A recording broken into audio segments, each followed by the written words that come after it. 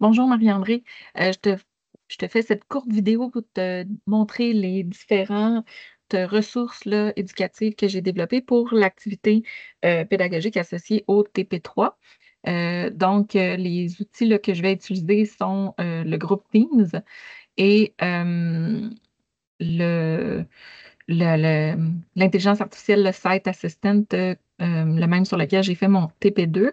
Donc, pour le Teams, nous avons déjà là, des groupes Teams formés pour nos équipes en stage en enseignement clinique. Donc, c'est une équipe Teams là, que j'ai développée là, pour les besoins du travail, mais qui serait la même là, pour l'enseignement clinique.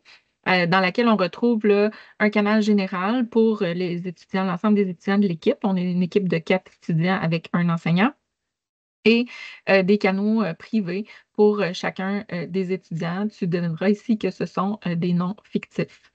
Donc, pour l'activité comme telle, il faut savoir que le canal Teams va servir à l'ensemble du stage, mais pour l'activité associée à Site Assistant comme telle, j'ai déposé les consignes là, en publication là, sur Teams.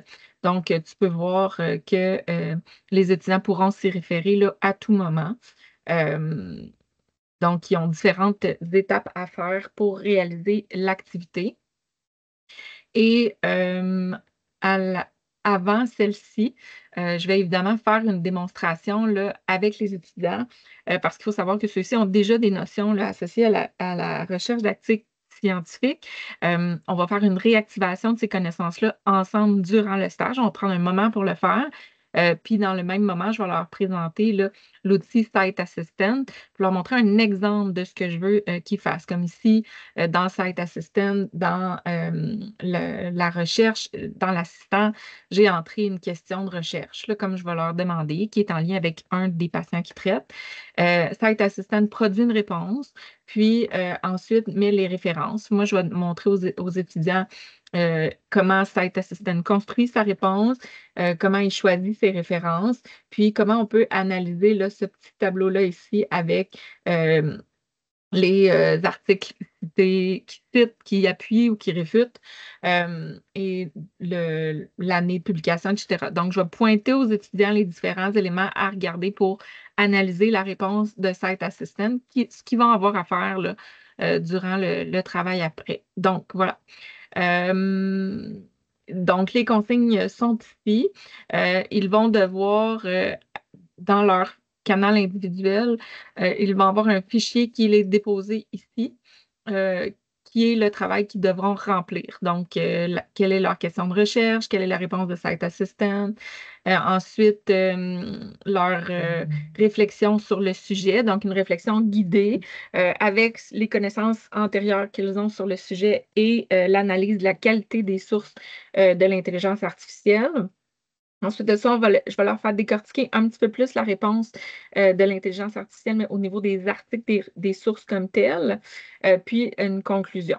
Donc, on veut vraiment que ce soit une synthèse, ça n'a pas besoin d'être des longues réponses, mais ça va venir concentrer l'information puis les aider à réfléchir sur comment on analyse et qu'est-ce qui est important finalement dans les différents articles. Donc ça, chaque étudiant a un document dans son canal privé.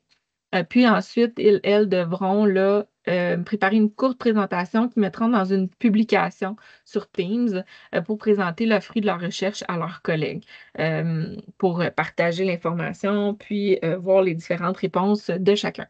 Euh, il n'y a pas vraiment d'effet de co-construction des connaissances là, à ce stade-ci dans l'activité pour essayer de la simplifier là, tout simplement. À ce stade-ci, il n'y a pas cette étape-là, mais pourrait être ajoutée là, éventuellement. Voilà, donc une fois que c'est terminé, ben, j'ai bien spécifié aux étudiants là, d'annuler leur abonnement là, pour éviter des frais après l'essai gratuit. D'ailleurs, là, pour les étudiants qui ne seraient pas à l'aise d'utiliser Site Assistant, je pourrais leur proposer des options différentes là, avec PubMed ou autres qui sont un petit peu moins intéressantes du point de vue de l'intelligence artificielle, mais qui pourraient aussi être utilisées pour faire le même travail. Puis ensuite, je leur demande de compléter un forms pour évaluer l'activité en tant que telle, l'activité pédagogique. Ils ont soit le lien ici ou directement là, dans le canal général, le sondage Forms. Donc, est-ce qu'ils ont apprécié? Est-ce qu'ils ont trouvé que c'était pertinent? Est-ce qu'ils ont trouvé que c'était utile? Est-ce qu'ils ont l'impression que ça a été plus ou moins efficace qu'une autre méthode d'enseignement pour apprendre comment analyser des données scientifiques? Est-ce qu'on devrait utiliser davantage l'intelligence artificielle pour différentes choses dans le programme? Puis, est-ce qu'ils ont d'autres commentaires à nous transmettre? Donc, ça va permettre là, d'améliorer l'activité là, au fur et à mesure qu'elle sera réalisée. Donc, j'espère que c'est complet. Merci. Bonne journée.